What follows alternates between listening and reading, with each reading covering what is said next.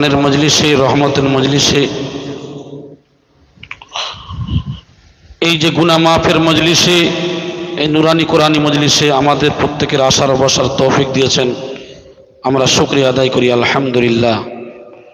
শত কোটি দরুদ ও সালাম বর্ষিত হোক মহানবী সাল্লাল্লাহু আলাইহি সাল্লামের উপরে। প্রত্যেকেই বলি আল্লাহুম্মা আমিন, আল্লাহুম্মা আমিন। ভাই, আমার কোনো জ্ঞান নেই, একটা আলিফেরও যোগ্যতা আমার নেই। আপনাদের মতো আল্লাহওয়ালা বুজুর্গ জ্ঞানী গুণী আলেম হাফেজ কারি কত মৌলানা রয়েছেন, যাদের সামনে বলার ক্ষমতা আমার নেই। তবে কামেল মুর্শিদের হুকুম হয়েছে, তাই সেই আদব রক্ষার্থে আল্লাহ যদি কিছু বলিয়ে নেন তাহলে সম্ভব। আল্লাহ পাক রব্বুল আলামিন এই মহাগ্রন্থ আল কোরআনের এই সূরার মধ্যে যে আয়াতে কারিমা পাঠ করিয়েছেন, যাদের ব্যাপারে আল্লাহ পাক রব্বুল আলামিন ও তার রাসূল সরাসরি জাহান্নামের উল্লেখ করেছেন। বেপর্দা নারী ও তাদের অন্যতম, যা মানুষের জাহান্নামে যাওয়ার জন্য অন্যতম মাধ্যম, মানুষের ঈমান ধ্বংসের কারণও বটে। এই আয়াতের মধ্যে আল্লাহ পাক রব্বুল আলামিন বলছেন, এবং তার নিদর্শনগুলির মধ্যে রয়েছে যে যিনি তোমাদের জন্য তোমাদের মধ্য থেকে সৃষ্টি করেছেন, তোমাদের সঙ্গীদেরকেও, যাতে করে তোমরা তাদের নিকট প্রশান্তি লাভ করতে পারো, এবং তিনি তোমাদের মধ্যে পারস্পরিক ভালোবাসা ও দয়া সৃষ্টি করেছেন।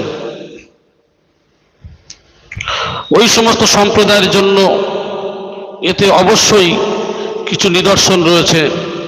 তারাই হলো চিন্তাশীল, তারাই হলো ফিকির করনেওয়ালা। এই আয়াতের অর্থ হলো এটাই। তাহলে আমরা বুঝতে পারি যে আল্লাহ পাক রব্বুল আলামিনের নিদর্শন আমাদের সম্মুখে খাড়া করে দিয়েছেন। এই আল্লাহর নিদর্শনকে যদি আমরা ফলো করি, আল্লাহর এই সৃষ্টির রহস্যকে আমরা যদি ফলো করি,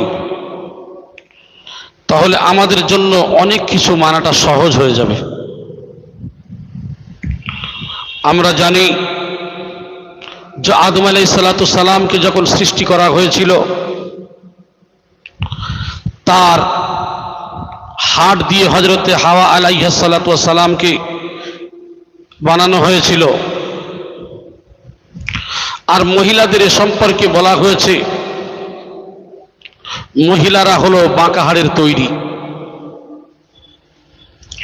এদের সোজা করতে গেলে, জোর করে যদি সোজা করতে চান তাহলে কি হবে, ভেঙে যাবে। তবে এদের ছেড়েও দেওয়া যাবে না। যদি আপনি ছেড়ে দেন তাহলে বাঁকা হাড় বাঁকা থেকেই যাবে। এই জন্য করে এদেরকে উপদেশ দিতে হবে। এই কোরআন হাদিসের উপদেশ তাদেরকে দিতে হবে, তাদেরকে শিক্ষা দিতে হবে। আমাদের সমাজে আমরা এই কোরআনী শিক্ষা যদি এই সন্তানদের না দিতে পারি, তাহলে আমরাই সব থেকে বড় অভাগা। মওজুদা গাদ্দিন হুজুর কিবলা দামাত বরকাতুম মুদ্দাজুল আলিয়া তানার বয়ানে তিনি প্রত্যেক রবিবারই একটা কথা জবানে বলেন যে বাবা, সন্তান যখন কথা বলতে শিখবে, প্রথমেই তার জবানে লা ইলাহা ইল্লাল্লাহু মুহাম্মাদুর রাসূলুল্লাহ সাল্লাল্লাহু আলাইহি ওয়াসাল্লাম, এই যে ভাষাটা, এই কথাটা তাকে শিখিয়ে দেবে। আর 7 বছর বয়স হলে তার নামাজের তালিম দিতে থাকবে, 10 বছর হয়ে গেলে তার মা মেরে পিটিয়ে যায় নামাজে খাড়া করে দেবে। আসলে মুর্শিদরা কোথা থেকে বলছেন? এ সমস্ত সব তারা রিসার্চ করেছেন, গবেষণা করেছেন।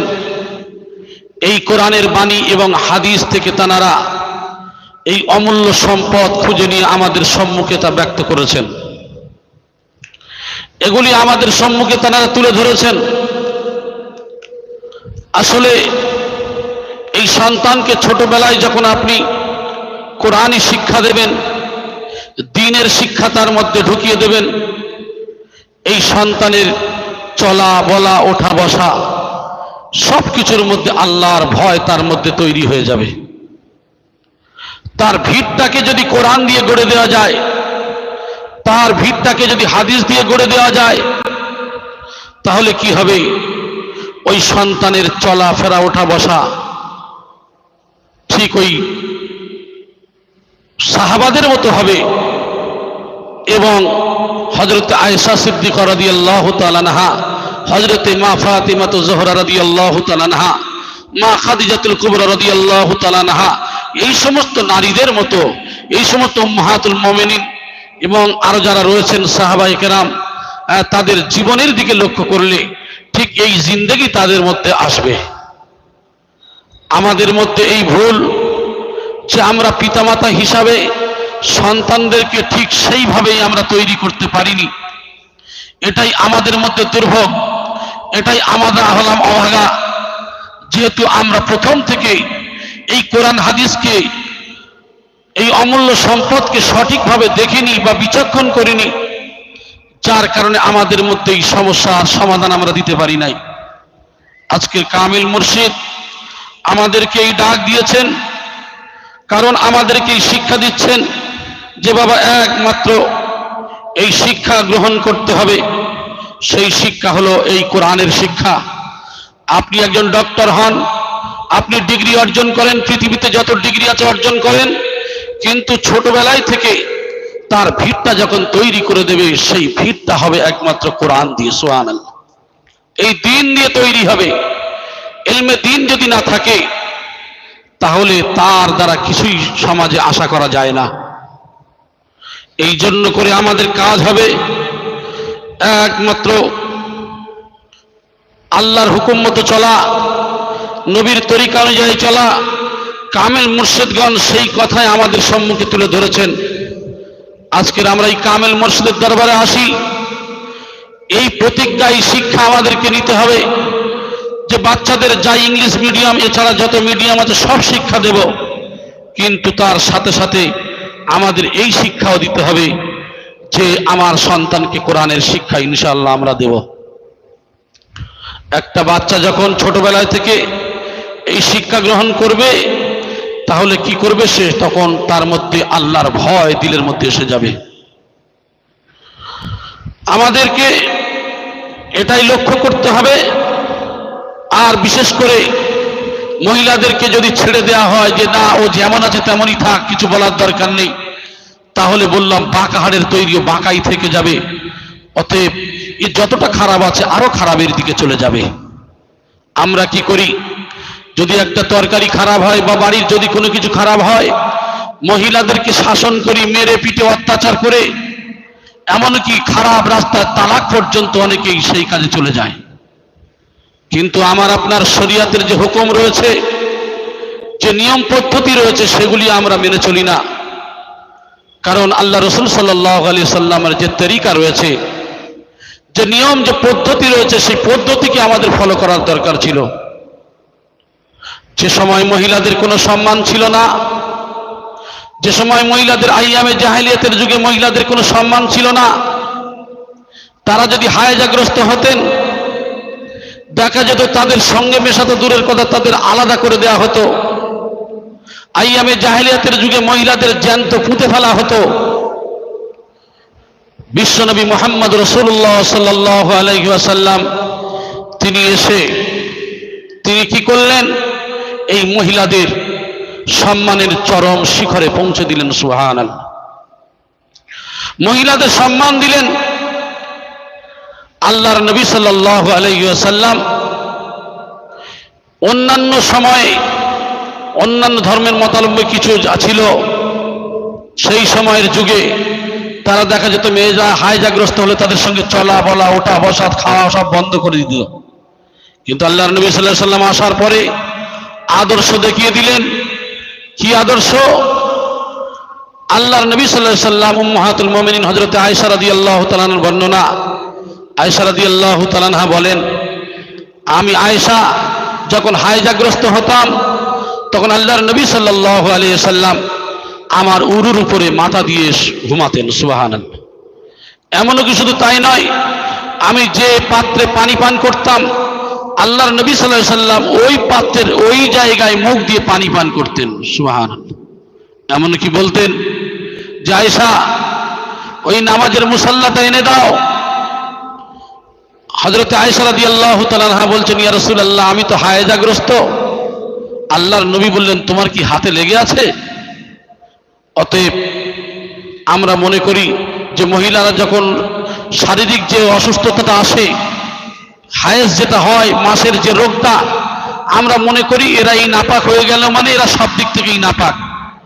অনেকেই এমন মনে করি এর হাঁড়িও স্পর্শ করতে পারবে না, রান্না করতে পারবে না, বা এ কি করবে না, অনেকেই এমন মনে করেন। কিন্তু এই যে ভ্রান্ত ধারণাকে বিশ্বনবী মুহাম্মদ রাসূলুল্লাহ সাল্লাল্লাহু আলাইহি ওয়াসাল্লাম তিনি এই ভ্রান্ত ধারণাকে শেষ করে দিয়ে আমাদের সম্মুখে তিনি মহিলাদের সম্মানের জায়গায় তুলে দিলেন। সুবহানাল্লাহ।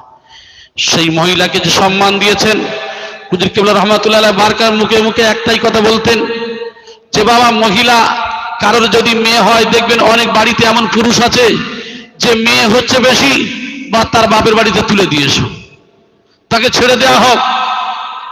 এই যে নোংরামি প্রথা আমাদের মধ্যে অনেকেই করে থাকেন। মহিলাদের সম্মান আল্লাহর রাসূল দিয়েছেন, আর আমরা কি করি যে বেশি বেশি মেয়ে হচ্ছে, একে বাপের বাড়ি তুলে দিয়েছ। আল্লাহর নবী সাল্লাল্লাহু আলাইহি ওয়াসাল্লামের এই হাদিস হুজুর কিবলা বারবার তার পাক জবানে বলে থাকেন যে বাবা, যদি কারো 3টে সন্তান হয়, তার শিষ্টাচার, তার আদবের শিক্ষা দেবে, তার দ্বীনের শিক্ষা দেবে, সঠিকভাবে পেলে পুষে তাকে বিবাহ দেবে। ওই যে 3 সন্তানের 3জন মহিলার পিতা ও মাতা, আমি রাসূলুল্লাহ সাল্লাল্লাহু আলাইহি ওয়াসাল্লাম জান্নাতের মধ্যে ঠিক পাশাপাশি 2টা আঙ্গুলকে এক জায়গায় করে বলছেন, যেমন এই 2টা আঙ্গুল পাশাপাশি আছে, ঠিক ওইরূপ জান্নাতের মধ্যে ওই পিতামাতা যার 3টে সন্তান মেয়ে, সে এবং তার স্ত্রী, অর্থাৎ 2 স্বামী স্ত্রী, আর আমি রাসূলুল্লাহ সাল্লাল্লাহু আলাইহি ওয়াসাল্লাম আমার পাশাপাশি ওই রূপ থাকবে। সুবহানাল্লাহ। তাহলে 3 মহিলার বাপ মা অর্থাৎ পিতামাতা আল্লাহর নবী সাল্লাল্লাহু আলাইহি ওয়াসাল্লামের সঙ্গে জান্নাতে স্পেশাল ভাবে আল্লাহর নবীর পাশে থাকবেন। সুবহানাল্লাহ। অন্য সাহাবী জিজ্ঞাসা করছে, ইয়া রাসূলুল্লাহ, যার 2টা সন্তান 2টা মেয়ে, বলছে সে ওই রূপই, সেও পাশাপাশি ওই রূপ থাকবে জান্নাতের মধ্যে। সুবহানাল্লাহ। তাহলে মহিলাদের কি সম্মান দিয়েছেন। আজকের আমরা সেই মহিলাদের সম্মান দিতে পারি নাই।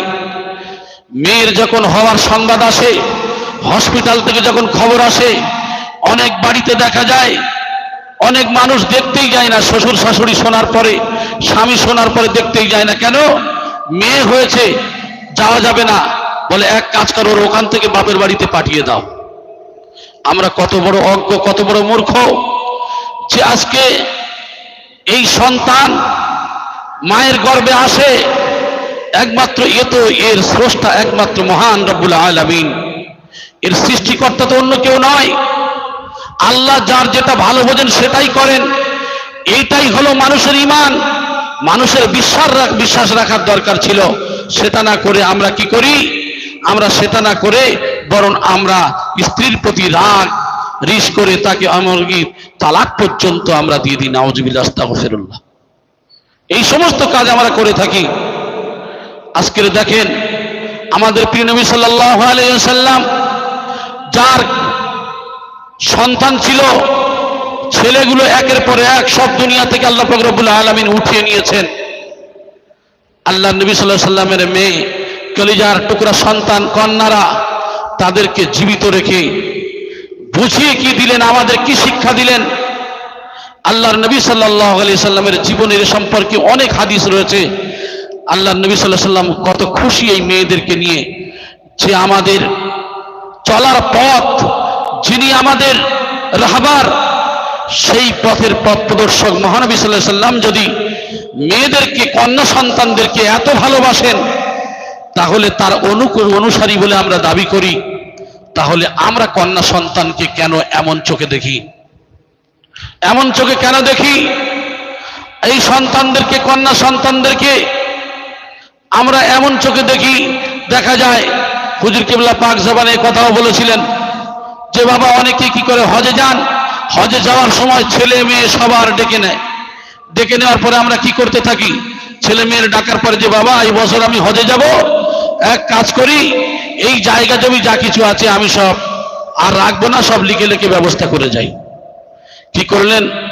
ছেলেদেরকে, মনে করুন সব জমিগুলো ছেলেদেরকে লিখে দিল, আর মেয়েদেরকে ডেকে বলছে, মা কিছু মনে করিস নে, তোর বিয়ে তো দিয়েছি আমি, 1-1.5 লাখ টাকা খরচও করে দিয়েছি, তোর জন্য মাথায় গায়ে হাত বুলিয়ে বলে যাচ্ছে, এক কাজ করিস মা, আমি তোর জন্য খাস করে ওখানে গিয়ে দোয়া করে দেব। হ্যাঁ, ছেলেদেরকে সব লিখে দিয়ে আর মেয়েদের জন্য কাবা শরীফে গিয়ে দোয়া করবে। এই মানুষের হজ হবে বলে মনে হয়? কারণ শরীয়তের দৃষ্টিকোণ থেকে লক্ষ্য করলে, আপনি যে মেয়ের হক মেরে চলে গেলেন, আপনি যে মেয়ের হকটা মেরে চলে গিয়েছেন, আপনি যত বড় হাজি হন, যত বড় নামাজি, মুত্তাকি, পরেজগার হন না কেন, আপনার মেয়ের হক মারার কারণে এর জন্য আপনার হজ তো হওয়া দূরের কথা, কোনো ইবাদতই কবুল হবে না। হুজুর কিবলা এই বয়ানের মধ্যে এমন এমন কথাগুলো আলোচনা করেন, প্রত্যেক ভাষার মধ্যে মনে হয় কিছু বলতে বাকি রাখেন না। প্রত্যেক রবিবারই সব কিছু আমাদের সম্মুখে যেগুলো তুলে ধরেন, শুধু আমাদের এই শোনার পরে মানাটার অভাব হয়ে গেছে। আমাদের মুখ কালো হয়ে যায় যখন মেয়ে সন্তান আমাদের মধ্যে আসে। কিন্তু মেয়ে সন্তান হলো একটা রহমত স্বরূপ। সুবহানাল্লাহ, মেয়ে হলো রহমত স্বরূপ। তাহলে তার প্রতি আমরা এত কৃপণতার সঙ্গে তাদেরকে কেন আমরা দূরে সরিয়ে দিই? এই জন্য করে আমাদের প্রত্যেকের লক্ষ্য রাখতে হবে এই সন্তানের প্রতি। আর এই সন্তানদেরকে আমাদের সঠিকভাবে মানুষের মতো মানুষ করতে হবে। চাই ছেলে হোক আর মেয়ে হোক, তাদেরকে কোরআনের শিক্ষা দিতে হবে, তাদেরকে পর্দার শিক্ষা দিতে হবে। এই পর্দা যদি না থাকে, আল্লাহর দ্বীনের ভয় যদি না থাকে, তাহলে তার দ্বারা পর্দা করা সম্ভব হয় না, কারণ সে তো কিছুই জানে না। তাই আল্লাহ পাক রব্বুল আলামিন বলছেন, অকরনা ফি বুয়ুতিকুন্না ওয়ালা তাবাররাজনা তাবাররুজাল জাহিলিয়াতিল উলা। আল্লাহ পাক রব্বুল আলামিন সূরা আহজাবের 33 নম্বর আয়াতের মধ্যে কথা উল্লেখ করেছেন। আল্লাহ পাক রব্বুল আলামিন জানিয়ে দিচ্ছেন যে আল্লাহ তা কি বলেন, যে তোমরা তোমাদের গৃহে অবস্থান করো, তোমাদের নিজেদের ঘরে অবস্থান করো। প্রাচীন জাহেলি যুগের মতো তোমরা প্রদর্শন করে বেরিও না। ওই জাহেলি যুগে সেই সময়ও কিছু মহিলা যারা নগ্ন হয়ে, যারা পর্দাহীনতা হয়ে ওইভাবেই ঘুরে বেড়াতেন। এই যে ঘুরে বেড়ানো, তারা কি করতেন? এই যে পর্দার বিষয়ে ওয়াকিবহাল ছিল না, তারা এই সমস্ত খারাপির মধ্যে লিপ্ত ছিল। তাই বলা হলো, কোরআনে কারীমের মধ্যে আল্লাহ সুবহানাহু ওয়া তাআলা জানিয়ে দিলেন যে ওই জাহেলি যুগের মতো তোমরাও যেন এমন করে প্রদর্শন করে বেড়াইও না, তোমাদের ঘরে অবস্থান করো। অনেকেই বলে থাকেন এই জন্য করে ইসলাম মহিলাদের কোনো সম্মান দেয় নাই, মহিলাদেরকে তাদের ঘরে রাখার আদেশ দিয়েছে। আসলে ঘরে রাখা বলতে এটাই বোঝায় না যে তার উপরে অত্যাচার করা হয়।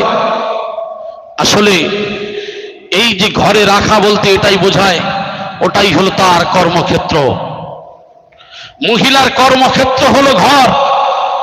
যেমন একজন পুরুষ যারা চাকরি করেন, 6 ঘন্টা 8 ঘন্টা ডিউটি নিয়ে স্কুল কলেজে বিভিন্ন অফিসে থাকেন, দুনিয়ার যে কোনো কাজ কারবারে যান, একজন রাজমিস্ত্রি দুনিয়ার যে যে কাজের মধ্যে আছেন সেই কাজ সে করতে যান, এবং তার 6-8 ঘন্টা যে ডিউটি আছে ওই ডিউটিটা সে পালন করে, বলেন তো দেখি তার ডিউটি করাটা এটা শরীয়তের দৃষ্টিকোণ থেকে তার উপরে কি কষ্ট দেওয়া, অত্যাচার করা, না তার প্রকৃত ইনকামের যে পথ সেই পথটা সে হালাল উপায়ে সে উপার্জন করা, কোনটা? আমরা বুঝতে পারি যে তারপরে এটা অবিচার করা হয় নাই, কারণ তার চাকরি, তার ব্যবসা, তার কারবার, এই 6-8 ঘন্টা ডিউটি করা এটা হলো তার কর্মক্ষেত্র। এই কর্মক্ষেত্র সে কি করেছে, সে সেখান থেকে হুকুম নিয়ে যেহেতু আমি 6-8 ঘন্টা ডিউটি করব, সেই জন্য করে তার এই চাকরি, সে জেনে শুনে এই চাকরি করে। 6-8 ঘন্টা যে ডিউটি করবে, এটা যদি বলি যে আবদ্ধ থাকা বা আবদ্ধ রাখা, এটা আমার আপনার মনে হয় অনেকটা ভুল হয়ে যাবে। ঠিক মহিলাদের কর্মক্ষেত্র হলো বাড়ি। এই মহিলারা ঘরে তারা যে থাকবে, অবস্থান করবে, এদের সম্মান সর্বক্ষেত্রে সর্ব জায়গায় দেওয়া হয়েছে। যদি বলেন কেমন করে এই মহিলাদেরকে সম্মান দেওয়া হয়েছে, কারণ মহিলাদেরকে সম্মান হলো একমাত্র, একটু লক্ষ্য করে দেখলে বোঝা যায় যে একটা কলার খোসা ছাড়িয়ে দিয়ে কলাকে যদি বাইরে রাখা হয়, বা কাঁঠাল থেকে কাঁঠালের কোয়াগুলো বার করে নিয়ে এই কোষাগুলো যদি বাইরে রাখা হয়, তাহলে কি হয় দেখবেন, বাজারের যত মাছি আছে এই মাছিগুলো ভন ভন করে উঠতে থাকবে। কি করে, এই যে খাদ্যের মধ্যে অর্থাৎ কলার মধ্যে খোসা যদি ছাড়িয়ে দেওয়া হয় বা কাঁঠালের কোষা যদি থাকে বাইরে, এর উপরে মাছি ভন ভন করতে থাকে, অর্থাৎ তার উপরে বসে বমি পায়খানা করে দেয়। এই যে কাঁঠালের কোষার মধ্যে হোক আর কলার খোসার মধ্যে ছাড়িয়ে দেওয়া হোক, এর মধ্যে বসার পরে যেমন নোংরা করে দেয়, কোন সহজ সভ্য মানুষ, পরিষ্কার পরিচ্ছন্নতা যে মানুষ যার মধ্যে রয়েছে, ওই মানুষটা কোনোদিন ওই বস্তুগুলো কিনবে বলে মনে হয়? কেন কিনবে না? তার কারণ ওই যে মাছি বসে ওর উপরে বমি পায়খানা করে দিয়েছে, ওই খাদ্য যদি খায় তার সে রোগাক্রান্ত হবে, রোগে আচ্ছন্ন হবে। এই জন্য করে সে কি করবে না, ওই মানুষটা সেদিকে লক্ষ্য করে, যাক এই মাল আমি কিনবো না, সে কিনবে কিন্তু ভালো কাঁঠাল, সে কিনবে কিন্তু ভালো কলা কিনবে, কারণ ছাড়ানো কোষা এগুলো কিনবে না কেন? তার উপরে বমি পায়খানা করে দেওয়া হয়েছে। ঠিক নারীদেরকে এইরূপ সম্মান দেওয়া হয়েছে, নারীদেরকে এইরূপ সম্মান দেওয়া হয়েছে যে নারীরা হলো ঠিক আবরণ, আবরণের মধ্যে থাকবে। আল মারআতু আওরাতুন, মহিলারা হলো আবরণকারী, আবরুদ্ধ থাকবে। মহিলারা তারা প্যাকেটের মধ্যে থাকবে। কেমন প্যাকেট? তাদের বলা হয় নাই যে তোমরা বাইরে বার হবে না, তাদের বলা হয় না সর্বসময় তোমরা ঘরের মধ্যে থাকবে, তোমাদের কোনো খাওয়ার পরার শখ এই সমস্ত তাদেরকে ছেড়ে দেওয়া হবে বা তাদেরকে হক মেরে দেওয়া হবে, এমন বিষয় নয়। এই যে অবরুদ্ধ রাখার কথা বলা হয়েছে কেন? কারণ বলা হয়েছে ফাইজা খরাজাতি ইস্তাফরাহা, বলা হয়েছে যখন সে বার হয় কি করে, ইস্তাফরাহা শয়তান, শয়তান তাকে কি করে, তার বিভিন্ন খারাপ কাজ উদ্বুদ্ধ করতে তৈরি করে, এই সৃষ্টি করে, খারাপ কাজের মধ্যে লিপ্ত হওয়ার জন্য বা খারাপ কাজে উদ্বুদ্ধ হওয়ার জন্য শয়তান পিছনে লেগে যায়। যেমন একটা উদাহরণ লক্ষ্য করলে দেখা যায়, এই সমস্ত যারা আল্লাহর ভয় করনেওয়ালা মহিলা, দেখবেন খুব ইমানদার মুত্তাকি পরেজগার, এই মহিলা যদি বাইরে বার হয়, বার হওয়ার পরে দেখবেন অন্য কোনো মহিলা যদি পোশাকহীন অর্থাৎ পর্দাহীন এইভাবে যদি চলতে থাকে, তখন তার মধ্যে কি করে, যেই মহিলাটা এইভাবেই চলে আমার কতটা কষ্ট, কারণ তার মধ্যে দিনের জ্ঞান যদি না থাকে, এইভাবে শয়তান তার ওয়াসওয়াসা দিতে থাকবে, ওয়াসওয়াসা দিতে থাকবে। সে চিন্তা করে আমি কতটা কষ্টের মধ্যে, আর ওরা কতটা সভ্যতার মধ্যে ঘুরে বেড়াচ্ছে। এই করতে করতে শয়তান ওয়াসওয়াসা দিতে দিতে ও একদিন কি করবে, পর্দা করতে করতে পর্দা ছেড়ে সে আবার দুনিয়ার খারাপির মধ্যে পড়ে যাবে। এই জন্য করে আল্লাহ পাক রব্বুল আলামিন হুঁশিয়ার করেছেন। এই একটা ঘটনা উমর রাদিয়াল্লাহু তাআলা আনহুর জামানার ইতিহাস। সেই সময়ে মহিলারা যখন তারা সত্যের জন্য সংগ্রাম করতে যাবেন, প্রতিমধ্যে রাস্তায় আবু জেহেলের কিছু দলবল তারা কি করলো, মহিলাদেরকে বলে দিল যে এই সমস্ত মুসলিমরা, এই যে আত্মসমর্পণকারী যারা মুসলিম আছে, এরা এখান থেকে সেই যে সংগ্রাম করতে জিহাদের ময়দানে যাবে, কিন্তু তোমরা কি করবে? তোমাদের সুন্দরী নারীরা তোমাদের চেহারাকে প্রদর্শন করিয়ে অলঙ্গ হয়ে তোমরা এমন নাচবে যেন এরা যুদ্ধের ময়দানে যেতে পারে, তোমাদের প্রেমে যেন আকৃষ্ট হয়ে যায়। সেই সময় তারা যেতে গিয়ে অবস্থা দেখে ফিরে চলে আসলেন খলিফায়ে মুসলিমিন হযরত ওমর ফারুক রাদিয়াল্লাহু তাআলা আনহুর কাছে। ইয়া খলিফায়ে মুসলিমিন ওমর, এই সমস্যা রাস্তার মধ্যে দেখলাম। খলিফায়ে মুসলিমিন হযরত ওমর রাদিয়াল্লাহু তাআলা আনহু তিনি বললেন, তোমরা কি কোরআনকে দেখো নাই? আমরা জানি, আমরা এটা বুঝি যে আল্লাহর নবী সাল্লাল্লাহু আলাইহি সাল্লাম যত নবী এসেছেন সেই যুগের যে যে কিতাব এসেছিল তারা তার দিকে ফলো করতেন, অর্থাৎ আল্লাহর হুকুম মতো চলতেন। আমাদের নবী সাল্লাল্লাহু আলাইহি সাল্লাম তিনি যা কিছু বলতেন একমাত্র কোরআন দিয়ে বলতেন। সাহাবায়ে কেরাম রাদিয়াল্লাহু তাআলা আনহুম আজমাইন তারা যে কথা বলতেন রাসূলুল্লাহ সাল্লাল্লাহু আলাইহি সাল্লামের তরিকা অনুযায়ী এই কোরআন থেকে তারা সমাধান দিতেন। ঠিক সাহাবা, তাবে তাবেঈন, আইমায়ে মুজতাহিদিন, আউলিয়ায়ে কেরাম, ওলি আল্লাহর দরবারটা ঠিক ওইরূপ, যারা যে দ্বীনের শিক্ষা দেয় ঠিক ওইরূপ এই কোরআন থেকে তারা সমাধান দিয়ে থাকেন। সুবহানাল্লাহ। তারা বলেন না যেটা আমি আমার তরফ থেকে দিচ্ছি, এটা আমি বলছি, না না, তারা শুধু একটাই কথা বলেন, এই সমাধান, সেই সমাধানটা হলো কোরআনের সমাধান। সুবহানাল্লাহ। এই জন্য করে সেই যুগের খলিফায়ে মুসলিম উমর রাদিয়াল্লাহু তাআলা বললেন যে বাবা, তোমরা কি দেখো না এই সূরা নূরের 30 নম্বর আয়াতটা, কুল্লিল মুমিনিনা ইয়াগুদ্দু মিন আবসারিহিম ওয়া ইয়াহফাজু ফুরুজাহুম যালিকা আযকা লাহুম ইন্নাল্লাহা কাবীরুম বিমা ইয়াসনাউন। তোমরা এই কোরআনের আয়াতকে কি লক্ষ্য করো নাই? এই কোরআনের আয়াতকে তোমরা বেশি বেশি করে তোমরা আমল করবে, পড়তেই থাকো, এটা জীবনে তোমাদের দৃষ্টিটা অবনত করবে, লজ্জাস্থানকে হেফাজত করবে। তাহলে কি হবে? হেফাজতের মালিক তো আল্লাহ, আল্লাহ আপনাদের হেফাজত করবেন। এই আয়াত তারা শোনার সাথে সাথে এমন দিলের মধ্যে গেঁথে নিয়েছিলেন, সাহাবায়ে কেরাম রাদিয়াল্লাহু তাআলা আনহুম আজমাইন তারা এমন দিলের মধ্যে গেঁথে নিয়েছিলেন যে সাথে সাথে তারা ওই আমল করেছেন এবং সেই যুদ্ধের ময়দানে তারা এই আয়াত তাদের মনের মধ্যে জায়গা করে দিয়ে চলতে শুরু করলেন এবং পৌঁছেও গেলেন। যাওয়ার পরেও দেখা গেল সমস্ত মানুষগুলি, মহিলাগুলি আশ্চর্য হয়ে গেল। কিছু নগ্নপদ অবস্থায় তারা দৌড়ে গিয়ে খলিফায়ে মুসলিমিন উমরকে বললেন, ওমর, তোমরা কি দেখো নাই আমরা হলাম এই জাহেলি যুগের সবথেকে সুন্দরী নারী, আমাদের দিকে তোমাদের কি মন একটু আকৃষ্ট হয় নাই? খলিফায়ে মুসলিমিন হযরত ওমর রাদিয়াল্লাহু তাআলা বলেছিলেন যে হে মহিলারা, আজকের আমরা কোরআনের এমন একটা আয়াতে কারিমা পাঠ করেছি, এমন একটা আয়াতে কারিমা আমাদের জীবনে আমল করেছি যে আমলের কারণে আমাদের সবথেকে তোমরা সুন্দরী মহিলা কেন, যদি এই আরবের জমিনে সবথেকে সুন্দরী মহিলা আমাদের সম্মুখে নাচানাচি করে আমাদের কিছু মনে হবে না, কারণ কোরআনের একটা আয়াতের ক্ষমতা এত, যার কারণে আমাদের মনে জায়গা করে দিয়েছে, আমাদের দৃষ্টিটা ওই দিকে, ওর থেকে কোরআনের মর্যাদা অনেক বেশি। বলে জোরে বলি সুবহানাল্লাহ। তাহলে কোরআনকে কোন জায়গায়, কোন আসরে বসিয়েছিলেন, কোন আসনের মধ্যে তারা বসিয়েছিলেন? ঠিক তদ্রূপ আমাদের সেই লক্ষ্য করতে হবে। আমাদের মুর্শিদগণ এই যে সুফি আজানগাছি রহমাতুল্লাহ থেকে নিয়ে প্রত্যেক খলিফাগণ আজকের এই যে কম বেশি 200 বছর ধরে এই যে দরবার খুলে রেখেছেন, প্রত্যেক রবিবারে ডাক দিচ্ছেন কেন? যে একমাত্র মানুষ চলতে ফিরতে উঠতে বসতে মানুষ গুনাহ করে ফেলবে, মানুষ গুনাহ করে ফেলবে, কারণ শয়তান তো ওয়াদাবদ্ধ, আল্লাহর কাছে ওয়াদা করে নিয়েছে যে আদম সন্তানদের যাদের কারণে আমি ইবলিস হয়ে গেছি, যাদের কারণে আমি ধ্বংস হয়েছি, আর আমি এই আদম সন্তানকে ধ্বংস করব, কিয়ামত পর্যন্ত আমার থাকার অবকাশ দিন।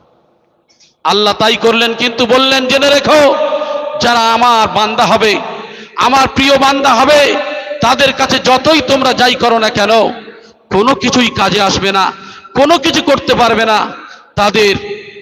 তাদের মর্যাদা, তাদের সম্মান স্বয়ং আল্লাহর তরফ থেকে মদদ হবে, অতএব পৃথিবীর কোনো শক্তি তাদেরকে ক্ষয় করতে পারবে না।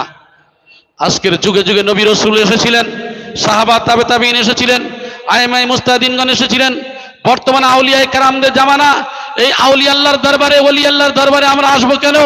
ওলি আল্লাহর দরবারে সংস্পর্শে আসার কারণে আমাদের এই কোরআনের আয়াতগুলিকে, রাসূলুল্লাহ সাল্লাল্লাহু আলাইহি ওয়াসাল্লামের হাদিসগুলিকে আমাদের দিলের মধ্যে এইভাবে দাপন করে দিচ্ছেন, আমাদের দিলের মধ্যে এইভাবে সেটিং করে দিচ্ছেন যে বাবা তোমাদের ইমানি নূরটা পয়দা করে দিলাম, অতএব তোমরা এই কোরআনের এক একটা আয়াতকে তোমরা ওই সাহাবায়ে কেরামদের মতো ভয় করতে থাকবে। সুবহানাল্লাহ। আজকের তানারা সেই ভয় করেছেন যার কোনো দুনিয়ার কোনো শখসুবা তাদের নেই। ঠিক ওইরূপ এই কামেল মুর্শিদের দরবারে এসে যারা সেই রূপ ভয় করেছেন, তারা এই দরবারে এসে তারা বড় বড় কামেল ব্যক্তি, তারা ওলি আল্লাহর দরবারে এসে তারা ওলি আল্লাহই তৈরি হয়ে গেছেন। সুবহানাল্লাহ। এই জন্য করে আমরা লক্ষ্য করব, সেই মহিলা সেই সময় বললেন যে ওমর, আজকের যদি কোরআনের একটা আয়াতের ক্ষমতা এত হতে পারে, তাহলে কোরআনের এতগুলি আয়াত, তাহলে তার ক্ষমতা কত? এই বলে সেই যুগের যত মহিলা ছিল, খলিফায়ে মুসলিমিন হযরত উমর রাদিয়াল্লাহু তাআলা আনহুকে বললেন, উমর একটু দাঁড়িয়ে যান।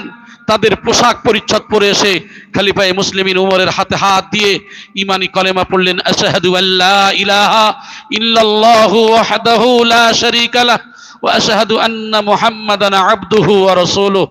সঙ্গে সঙ্গে ঈমানি কলেমা তারা পড়ে নিয়েছিলেন। তাহলে বোঝা যায় যে আবু জেহেল যেভাবে তাদেরকে তৈরি করেছিলেন, কিন্তু এই কোরআনের এক একটা আয়াত কার পক্ষে কখন হেদায়েতের মালা গলায় পরিয়ে দেবে আল্লাহ পাক রব্বুল আলামিন সেটাই জানেন।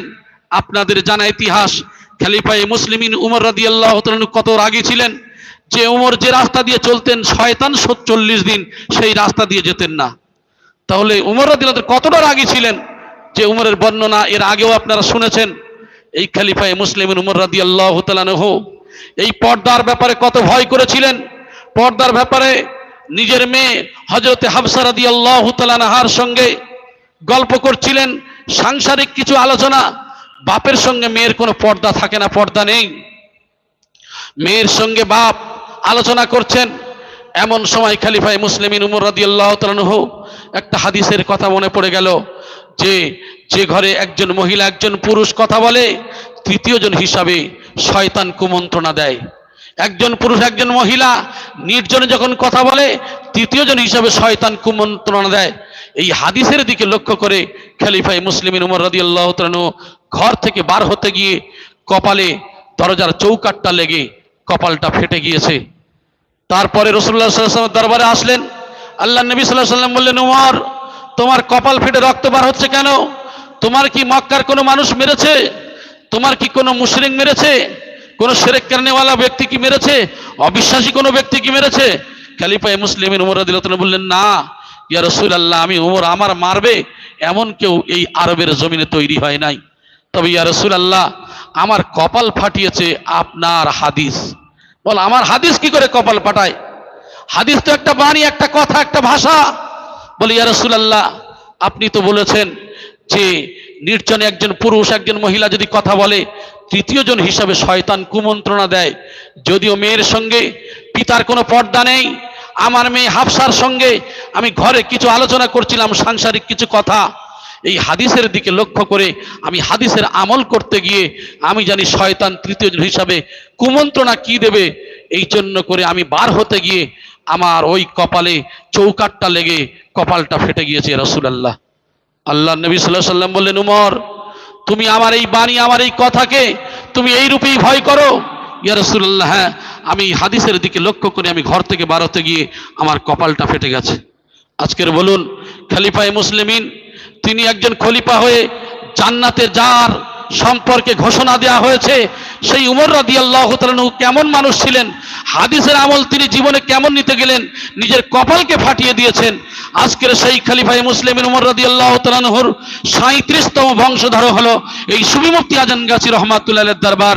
সেই দরবার হলো এই দরবার যে একটা কোরআনের কথা শুনবে, হাদিসের কথা শোনার সাথে সাথে সেই মুর্শিদ কামিল মুর্শিদ আমাদেরকে এইভাবেই বলছেন যে এই খলিফায়ে মুসলিমিন উমরের মতো তোমাদের একটা হাদিস একটা কোরআন সাথে শোনার সাথে সাথে তোমাদের জীবনে যদি এইটাই বাস্তবে তোমরা রূপ দিতে পারো, তোমাদের জীবনে যদি আমল করতে পারো, ইহ জীবন পরজীবনটা তোমাদের জন্য মঙ্গলময় হয়ে যাবে। সুবহানাল্লাহ। এই জন্য করে আমরা যখন চলবো কামেল মুর্শিদের হুকুম মতো, আমরা এই কথা মতো চলবো, আর সেই কথাটা হলো রাসূলুল্লাহ সাল্লাল্লাহু আলাইহি ওয়াসাল্লামের কথা, সেই কথাটা হলো কোরআনের কথা। সুবহানাল্লাহ। তাই আল্লাহ পাক রব্বুল আলামিন তিনি জানিয়ে দিয়েছেন মহিলাদের সম্মান সম্পর্কে, যে আমরা কি করে থাকি এই পর্দার ব্যাপারে অনেক উদাসীনতা, পর্দার ব্যাপারে আমরা লক্ষ্য করি না। অথচ মহিলাদেরকে যদি ঘরে রাখা হয় বা ঘরে থাকে, তখন আমরা অনেকেই অনেক খারাপ মন্তব্য করতে থাকি, বিভিন্ন কথা আমরা বলি। কিন্তু না, মহিলাদের ঘরে রাখা মানে সম্মান। যেমন একটা কাঁঠাল, যেমন একটা কলা ঠিক খোসার মধ্যে থাকলে তার সম্মানার্থে ভালো মানুষরা সেটাকে ক্রয় করে নিয়ে যায়, ঠিক তদ্রূপ একজন মহিলা ঠিক কোষার মতো আবরণের মধ্যে যদি থাকে, তার দেখবেন অনেক পুরুষ বলেন এমন মহিলা যারা পর্দার মধ্যে থাকে, আসার পরে শোনে যে এই মহিলাটা কেমন, আশেপাশে অনেকেই খবর নেন এই মহিলাটা কেমন। যদি বলা যায় এই মহিলাটা রাস্তাঘাটে ঘোরে, এই মহিলা এইভাবেই চলে, এর কোনো পর্দায় চলে না, বিভিন্ন পুরুষের সঙ্গে কথা বলে, কোনো সহজ সভ্য মানুষ, ভালো মানুষ কোনোদিন এই মহিলাটার বাড়িতে তার ছেলের বউ করে নিয়ে যাবে বলে মনে হয়? তার ছেলের বিবাহ দেবে না। কারণ জানে যে মহিলা যেহেতু এর জীবনে চলাফেরা ভালো নেই, যখন ভালো বাড়িতে এসে কিভাবে ভালো চলবে। কিন্তু একজন মহিলা যদি সেই আবরণের মধ্যে থাকে, এই হাদিসের দিকে লক্ষ্য করে, আল মারওয়াতু আওরাতুন, এই যে হাদিসের দিকে লক্ষ্য করে দেখা যায়, আপনার তিরমিজি শরীফের সম্ভবত 1173 নম্বর হাদিসের মধ্যে বলা হয়েছে যে হাদিসটা, যে এই মহিলার সম্পর্কে যে এদেরকে এই আবরণের মধ্যে রাখা মানে এই নয় তাদের মধ্যে অবিচার করা, বরং তাদের মধ্যে সুবিচার করা, তাদের সম্মানটা চরম শিখরে পৌঁছে যায়। আর ওই মহিলার যখন বিবাহ করতে যায়, বিনা পণ নিয়ে, কোনো টাকা পয়সা ছাড়া কোনো কিছু দিতে হয় না, বরং উল্টে তার ছেলের বাড়িতে টাকা পয়সা গরিব যদি হয় খরচ দিয়ে তাকে বিবাহ করে নিয়ে চলে যায়। সুবহানাল্লাহ। কিসের কারণে? এই যে কোরআনের এক একটা আয়াতের মেনে নেওয়ার কারণে, রাসূলুল্লাহ সাল্লাল্লাহু আলাইহি ওয়াসাল্লামের হাদিসকে মেনে নেওয়ার কারণে, এই মানার কারণে আল্লাহ পাক রব্বুল আলামিন তার মর্যাদাকে বাড়িয়ে দিয়েছেন। সুবহানাল্লাহ। মর্যাদাকে বাড়িয়ে দিয়েছেন। আমরা সেই দিকেই লক্ষ্য করব। এই সমস্ত মহিলা যারা পর্দাপশিদার মধ্যে থাকেন, তাদের সম্মান স্বয়ং আল্লাহ দিয়েছেন, তাদের সম্মান স্বয়ং রাসূলুল্লাহ সাল্লাল্লাহু আলাইহি ওয়াসাল্লাম দিয়েছেন। আর এই সম্মান আমরা কি করব? তাদের দিতেই থাকব। কিন্তু আমরা কি করে থাকি? এই বর্তমান জামানায় বিবাহ দিতে গেলে, আজকের মেয়ে যখন জন্ম নেয়, পিতামাতার মন খারাপ হয়ে যায়। কেন? আজকের সমাজে আমাদের মধ্যে সব থেকে কঠিন হয়ে গেছে একটা মেয়েকে বিবাহ দেয়া বড় কঠিন। কারণ এখন মেয়ে বিবাহ দেয়া মানে জানে সব পণের টাকা চাইবে, বিভিন্নভাবে এরা চাহিদা করবে। এই কষ্টে পড়ে বিশেষ করে মানুষ মেয়ে নিতে চায় না। তার একটাই কারণ, এটাই আমরা বর্তমান জামানায় বলে থাকি যে আমরা পুরুষের পিতা, আমরা ছেলের বাপ, আমরা কি করব? ছেলেদের বিবাহ দেব। আর চিন্তা করি আমার কোনো চিন্তা নেই, ছেলের বিবাহ দেব, নিজে কি করব? এই যে পণের দাবি করি 1 লাখ টাকা, 2 লাখ টাকা, 3 লাখ টাকা। তুমি কোন সিলসিলার মানুষ? বলে আমি আজানগাছি রহমাতুল্লাহ দরবারের মানুষ। তুমি কোন দরবারের মানুষ? আমি অমুক সিলসিলা, অমুক দরবারের মানুষ। আমি অমুক একটা দায়িত্বে আছি, আমি এত বড় আলেম, এত বড় হাফেজ, এত বড় কারি, আমি বড় মুহাদ্দিস। দুনিয়ার যত বড় বড় নাম পদ তোমার থাকুক না কেন, তোমার জীবনে যদি তুমি কোনো মেয়ের বাড়িতে যদি চাহিদা করে কোনো পণ নাও, তাহলে একটা শূকরের মাংস খাওয়া, কুকুরের পায়খানা খাওয়া তার থেকে নিকৃষ্ট হলো এই মেয়ের বাড়িতে চাহিদা করে কোনো পণের কিছু টাকা পয়সা চেয়ে নেওয়া। তার সমান আজকের আপনি যত বড়ই নামের পদের মানুষ হন না কেন, এই চাহিদা করে নেওয়া শরিয়ত একে অ্যাকসেপ্ট করে নাই, শরিয়ত এর প্রাধান্য দেয় নাই। কারণ এই যে ছেলের দায়িত্ব ছিল মেয়েকে বিবাহ করবে সে বিনা পণে, আর এই যে ছেলের বাপেরও দায়িত্ব ছিল বিনা পণে সহজ করা। আল্লাহর নবী সাল্লাল্লাহু আলাইহি সাল্লাম বলেছেন, তোমরা বিবাহকে সহজ করো। ওই বিবাহ দিতে গেলে তোমরা খুব অতি জাঁকজমকপূর্ণ করো না, কারণ তোমরা এমনই করো বিয়েটা যেন সহজ হয়ে যায়। এখন ধনী বাড়ির ছেলে সে মেয়েকে বিবাহ দেবে, বিবাহ দেওয়ার সময় কত বলে, আমি কিছু চাহিদা নেই বাবা, আমার গাড়ি দরকার নেই, বাড়ি দরকার নেই, কিন্তু আমার 200 জন 250 জন বরযাত্রী নিতে হবে, আমার 100 জন বরযাত্রী নিতে হবে।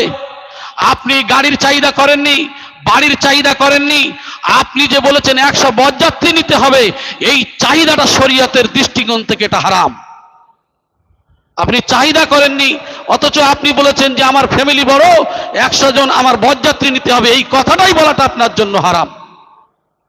আপনি পরামর্শ রাখতে পারেন, যদি মেয়ের বাপ খুশি হয়, খুশি হয়ে সে যদি নিজের থেকে বলেন যে ভাই আপনার বাড়িতে কত মানুষ হতে পারে, আপনার কোনটা হলে সুবিধা, আমার কোনো অসুবিধা নেই, তাহলে আপনি সেখানে প্রস্তাব রাখতে পারেন।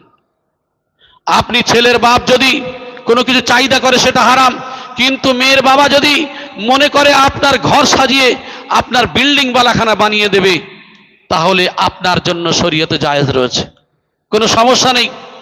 আল্লাহ নবী সাল্লাল্লাহু আলাইহি সাল্লাম হযরত মা ফাতিমা জোহরা রাদিয়াল্লাহু তাআলা আনহার যখন বিবাহ দিয়েছিলেন, এই বিবাহ দেওয়ার সময় একটা সামান্য ছিবড়ে দিয়ে আপনার তোষক দেওয়া হয়েছিল।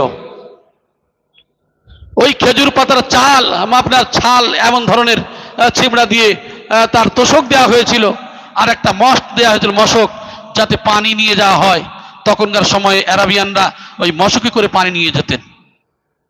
আর এই মস্ত দেওয়া হয়েছিল, আর একটা হলো জাতা, এই জাতা দেওয়া হয়েছিল, যাতে দিয়ে পেশাই করে তিনি কি করবেন, এই যে খাদ্য তিনি তৈরি করবেন বা উপার্জন করবেন, যাই করেন না কেন। আল্লাহ নবী সাল্লাল্লাহু আলাইহি সাল্লাম মেয়েকে দিয়েছিলেন 3টে উপহার। এই 3টে উপহার হযরত আলী রাদিয়াল্লাহু তাআলা 3টে উপহার যিনি পেয়েছিলেন, এর জন্য তিনি চাহিদা করে নেননি, এটা আল্লাহ রাসূল সাল্লাল্লাহু আলাইহি সাল্লাম দিয়েছিলেন। সুবহানাল্লাহ।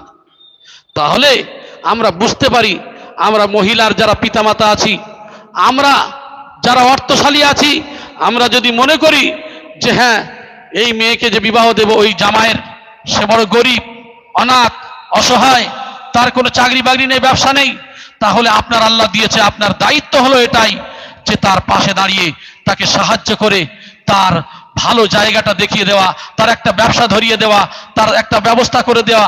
এটা যদি পিতার, মেয়ের বাপের যদি অনেক সম্পদ থাকে, সে নিজের থেকে খুশি হয়ে দেবে, তাহলে ওইটা আপনার আমার জন্য শরীয়তে জায়েজ রয়েছে।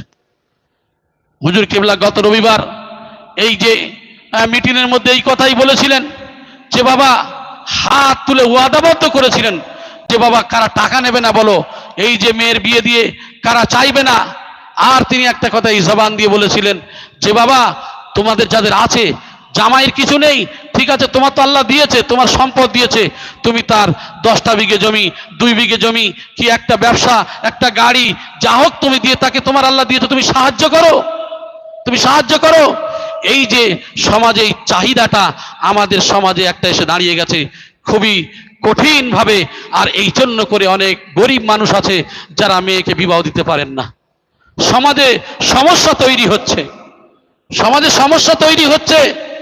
কিন্তু জেনে রাখবেন, জালেম বলতে মানুষকে মেরে দেওয়ার নাম জালেম নয়, মানুষের প্রতি অত্যাচার করা জালেম নয়, জুলুম করা নয়।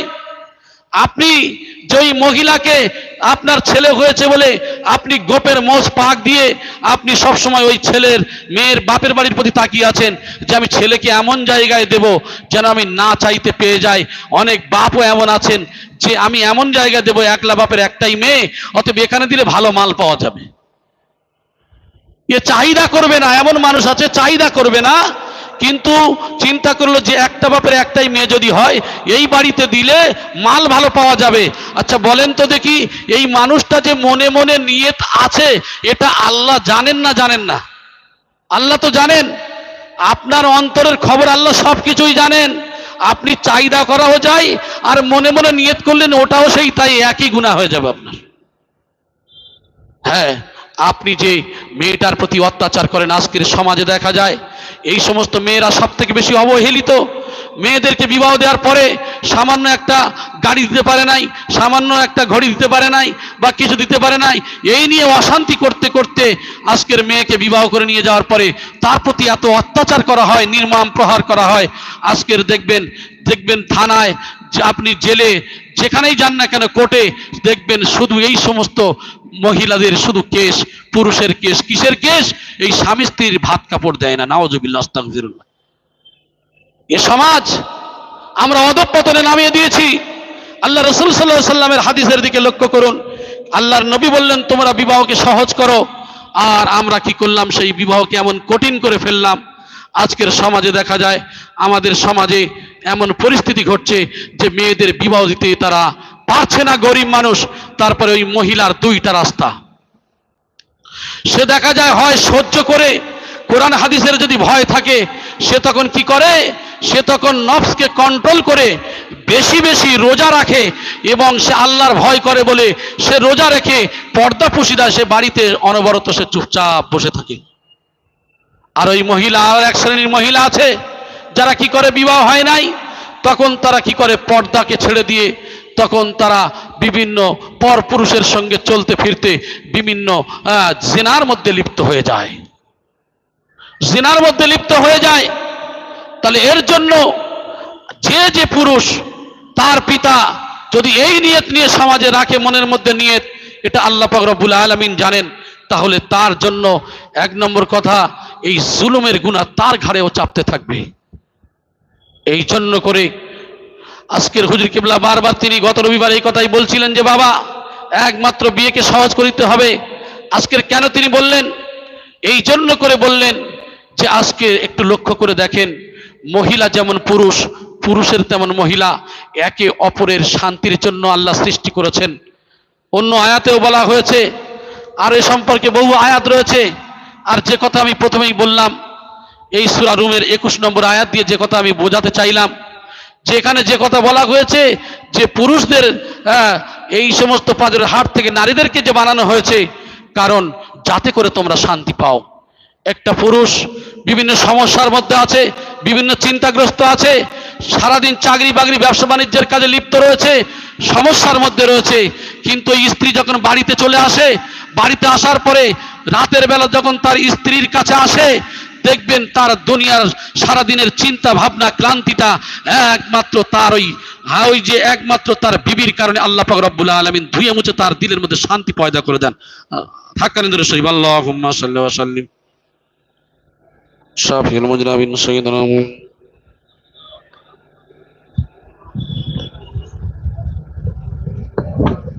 كما صليت وسلمت وباركت ورحمت على سيدنا وعلى آل سيدنا إبراهيم إنك